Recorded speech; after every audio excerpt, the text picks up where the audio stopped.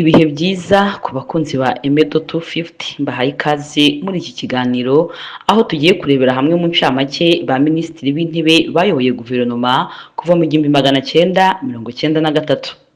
Ku mwanya wa mbere turahasanga Uwiringiyimana Agatha. Nyakwigendera Agatha Uwiringiyimana yavutse mu 1957. Yayoboye guverinoma y'u Rwanda guhera ku itariki ya 18 Nyakanga 1993 kugeza ku itariki 7 Mata 1994. Uwiringiyimana yari umurwanashyaka wa MRND Mouvement Democratique République. Ishyaka ryaharaniraga demokarasi ryakomokaga kuri MDR Parmehutu.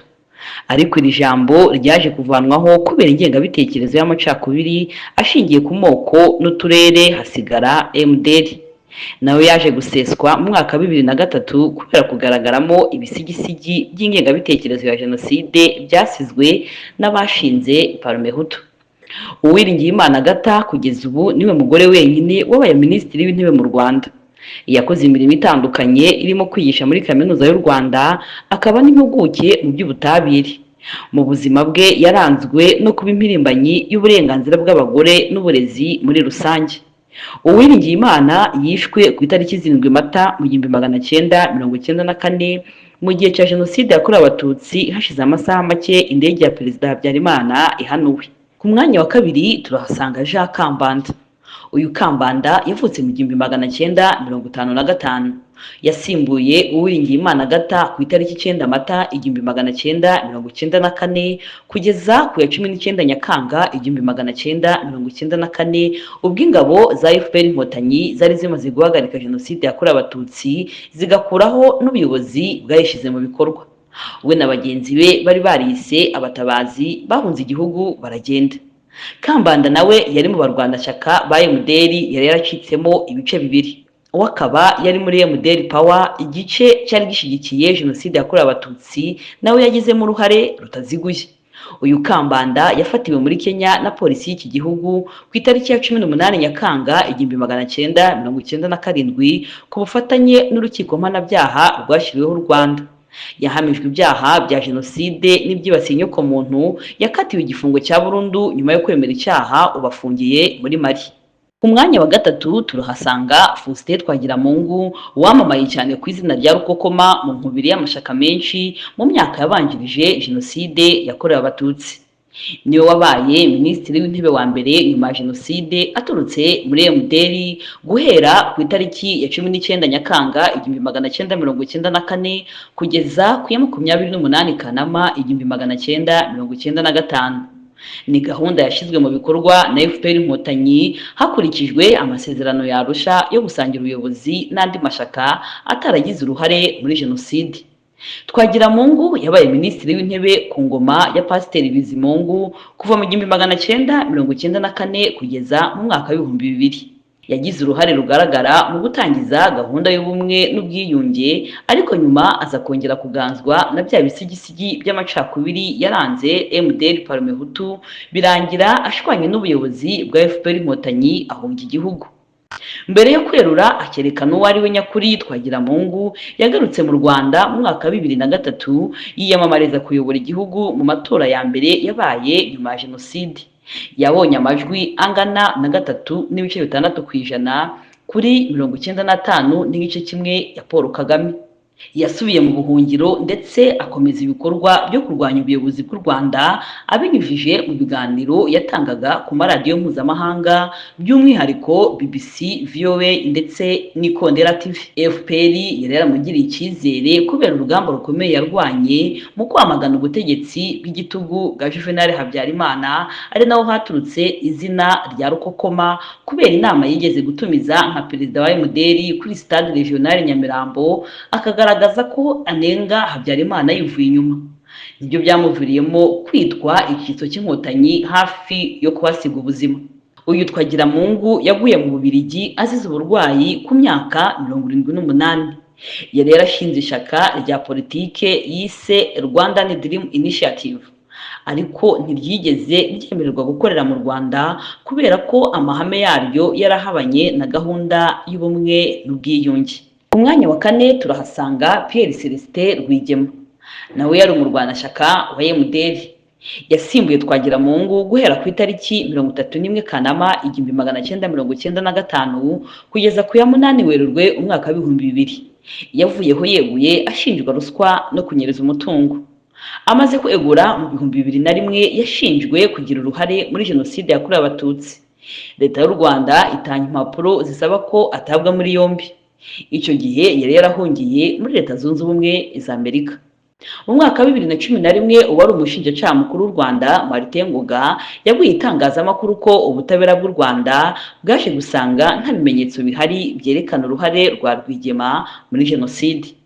Urubanza rwe rurasubikwa. Rwigema yagarutse mu Rwanda nyuma y'imyaka 11 ari impunzi ya politiki. Icyo gihe yavuze ko agarutse ku bushake bwe kandi ko aje gukomeza gufatanya n'Abanyarwanda kubaka igihugu. Mu mwaka wa 2012 Rwigema yari umwe mu bakandida 8 batowe n'inteko ishinga amategeko ngo bahagararire u Rwanda mu nteko ishinga amategeko ya Afurika y'Iburasirazuba. Kuri ubu Pierre Celestin Rwigema w'imyaka 72 n'umwarimu muri kaminuza yigenga ya IERK. Ku mwanya wa 5 turahasanga Bernard Makuza.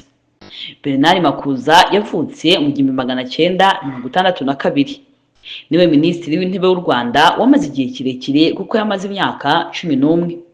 Nyuma yo kwegura kwa Rwigema guhera ku itariki ya 8 Werurwe umwaka wa 2000 kugeza ku itariki 6 Ukwakira umwaka wa 2011, yatangiye kuyobora guverinoma y'u Rwanda nta shaka abarizwamo, kuko irya MDR yabagamo mbere ryasheshwe n'inteko ishinga amategeko mu mwaka wa 2003. Nyuma yo kongera kugaragaramo amacakubiri maze yingira inama yo kwifatanya na FPR Inkotanyi. Makuza yagize uruhare rukomeye mu kuvugurura inzego z'ubuyobozi no guteza imbere igihugu muri leta iyobowe na Paul Kagame. Nyuma yo gushyiraho guverinoma nshya muri Werurwe mu mwaka wa 2008, Makuza yongeye kugirirwa icyizere akomeza kuyobora kugeza mu mwaka wa 2011. Ahava ajya kuyobora Sena mu mwaka wa 2014 kugeza mu mwaka wa 2019. Mbere yo kuba minisitiri w'intebe, Bernard Makuza yabaye ambasaderi w'u Rwanda mu Burundi no mu Budage.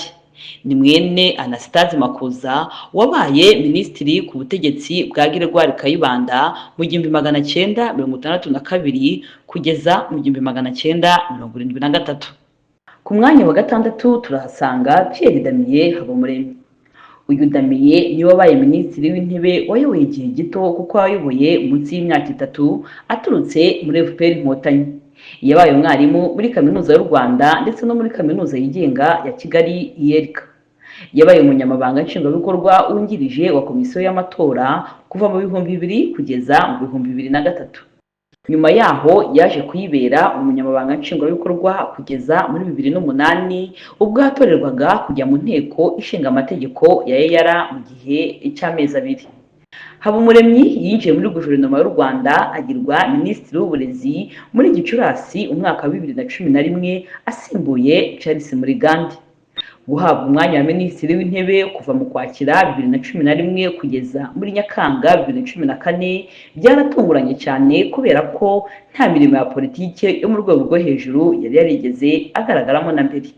Yavuye ku mwanya wa minisitiri w'intebe ahabwa kuyobora urwego rushinzwe impeta n'imidari by'ishimwe. Hanyuma muri Nyakanga 2020 atabwa muri yombi arafungwa azira gutanga sheki zitazigamiye no gusabira kaminuza ye ya Christian University of Rwanda inguzanyo zitangwa n'abantu bungukira mu bandi ibizwi nka Banque Lambert.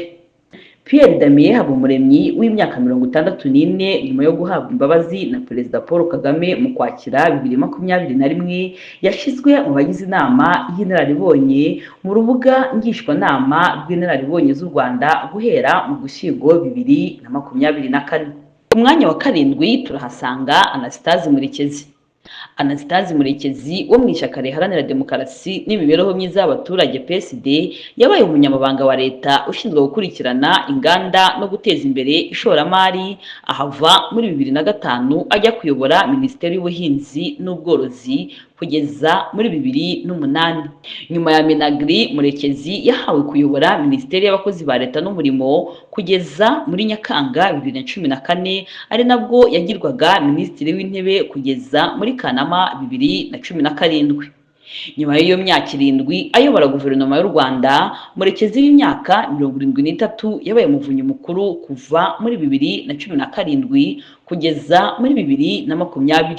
Nk'impuguke mu buhinzi n'iterambere ry'ubukungu n'ubuzima rusange bw'abaturage, Murekezi ni umwe mu bagize inama y'ubuyobozi ya Compact 2025 muri gahunda mpuzamahanga igamije kurandura inzara n'imirire mibi mu myaka 10 iri imbere. Ku mwanya wa 8 turahasanga Dr. Edouard Ngirente. Edouard Ngirente w'imyaka 52 yabaye umuyobozi w'igenamigambi muri Minisiteri y'Imari n'Igenamigambi mbere yo kugirwa umujyanama mu by'ubukungu muri iyo minisiteri. Hanyuma inama y'abaminisitiri yo kuwa 30 Werurwe 2011 yari iyobowe na Perezida Paul Kagame imwemerera guhagarika akazi mu gihe kitazwi. Kuva muri 2014 Dr. Edouard Ngirente yabaye umujyanama w'umuyobozi mukuru wa Banki y'Isi i Washington DC muri Leta Zunze Ubumwe za Amerika. Amaze imyaka 2 agirwa umujyanama mukuru mu by'ubukungu mu buyobozi bukuru bw'iyo banki uhagarariye ibihugu 22 birimo n'u Rwanda. Edouard Ngirente yabaye minisitiri w'intebe kuva kwa 30 Kanama 2017 kugeza ejo bundi tariki 23 Nyakanga 2025 asimbuwe na Dr. Justin Nsengiyumva. Mu myaka 7 Dr. Ngirente yaramaze muri izi nshingano ashinjwa kuba guverinoma iciye igihe yarashize imbere kubazwa inshingano bidasanzwe ku bagize guverinoma, ndetse abitwaye nabi bagahita bakurwa mu myanya kandi bikamenyeshwa abaturage. Ku buyobozi bwe Dr. Ngirente nk'impuguke mu by'ubukungu yiyemeje gukorana na FPR Inkotanyi mu kuzamura ubukungu bushingiye ku ikoranabuhanga. Yashize imbaraga mu kuvugurura uburezi, guhanga imirimo misha, kuzamura ibikorwa remezo no gushyira mu bikorwa ingamba zigamije kugeza igihugu ku cyerekezo cya 2050. Ku mwanya wa 9 turahasanga Dr. Justin Nsengiyumva, minisitiri w'intebe kuva ku itariki 23 Nyakanga 2025. Akaba abaye wa 9 uhereye mu 1993. Yari asanzwe ari guverineri wungirije wa Banki Nkuru y'u Rwanda. Dr. Nsengiyumva yabaye umujyanama mukuru mu bijyanye n'ubukungu mu kigo cy'Abongereza gishinzwe imihanda ya gari ya moshi n'isanzwe kuva muri 2016. Yanabaye umunyamabanga uhoraho muri Minisiteri y'Uburezi muri 2008. Ni umwanya yagiyeho avuye ku wundi nkawo muri Minisiteri y'Ubucuruzi n'Inganda kuva muri 2005 kugeza muri 2008. Dr. Justin Nsengiyumva yavutse mu 1971. Afite impamyabumenyi y'ikirenga mu by'ubukungu yakuye muri kaminuza ya Leicester mu Bwongereza. Yakoze no mu bigo bikomeye birimo nka Rwandair, Rwanda Revenue Authority ndetse n'ibindi. Yinjiye mu nshingano nshya nka minisitiri w'intebe kuwa 5 tariki 25 Nyakanga 2025. Ndabashimiye cyane abo twabanye muri iki kiganiro. Nge mwumva ndi Eminante Umugwaneza, mugira amahoro.